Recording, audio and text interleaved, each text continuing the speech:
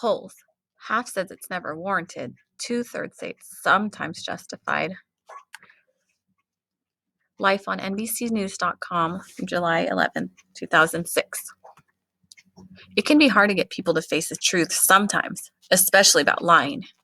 You don't want your kids to eat too much, so you say all the cookies are gone. You don't like going out, so you tell your date something important came up. You're overloaded with errands, so you call in sick. Lies, all of them. But we don't really like calling them that. In a new Associated Press poll, over half respondents said lying was never justified. Yet in the same poll, up 2/3 said it was okay to lie in certain situations, like protecting someone's feelings. Apparently, white lies are an acceptable, even necessary part of many lives, even though we dislike the idea of lying. Rebecca Campbell knew exactly what she was doing when she recently told her 4-year-old son that there were no more cartoons on TV, and she didn't like it. One day he'll probably figure it out, she says. There are cartoons there on it all the time. But, says a 25-year-old mother from Quincy, we couldn't have the TV on all day. Deep in her heart, she knew that telling him the truth would have been better, though more time-consuming, as discipline often is. It's the easy trap of a lie, she says ruefully. It's easier than telling the truth. Which, of course, why new haircuts receive so many compliments, notes Teresa Valen, a mother in Palm Desert, California. Valen says it was just too darn hot, so she didn't feel up to getting dressed and leaving home for a recent movie date. So she told a friend she was busy. I'm not always busy as I appear, says Valen, 27, but I don't want to ruin a friendship over a broken movie date. Nearly 2/3 of Americans agree. In the AP Ipsos poll, 65% of those questioned said it was sometimes okay to lie to avoid hurting someone's feelings, even though 50% said lying overall was never justified. Among those 52%, if he'd been alive and reachable, would have been the 18th century German philosopher Immanuel Kant, who believed all lying was bad, every single lie, even one that could save someone's life. But most moral philosophers would disagree, assures noted ethics columnist Randy Cohen, who himself is far from the Kantian view as to proudly proclaim, I'm a big fan of lying. Not only is lying justified, but it's also someone's moral duty, says Cohen. An obvious example is when you're lying to protect someone from serious harm, but much less extreme cases often call for lies, Cohen says.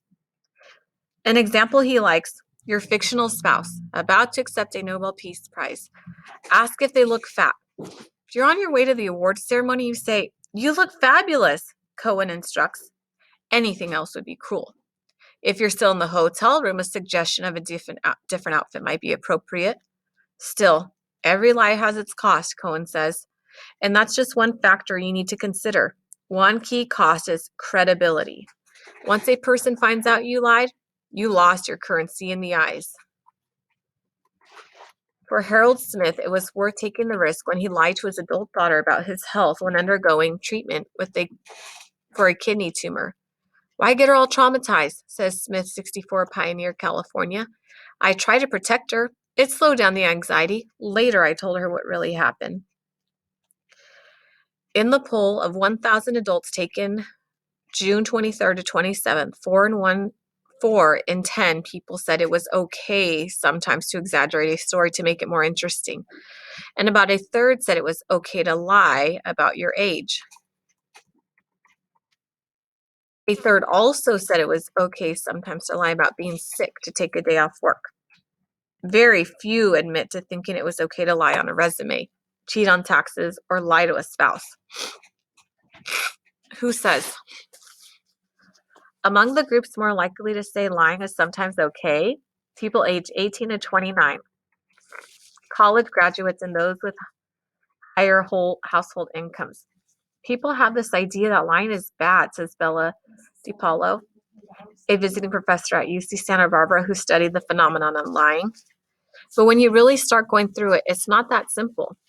In a study in the late 1970s, 90s, DePaulo asked 77 college students and later 70 people in Charlottesville, Virginia community to track every lie, however small, in a journal for a week.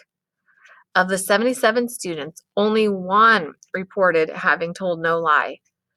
Of the other 70, 6 made that claim. In the AP Ipsos poll, for example, 4 in 10 people answered that they've never had to lie or cheat. But 1 in 10 of those people said that in the very next answer that yes, they might have told a lie in the past week, which means they might have misunderstood the question or they may have lied.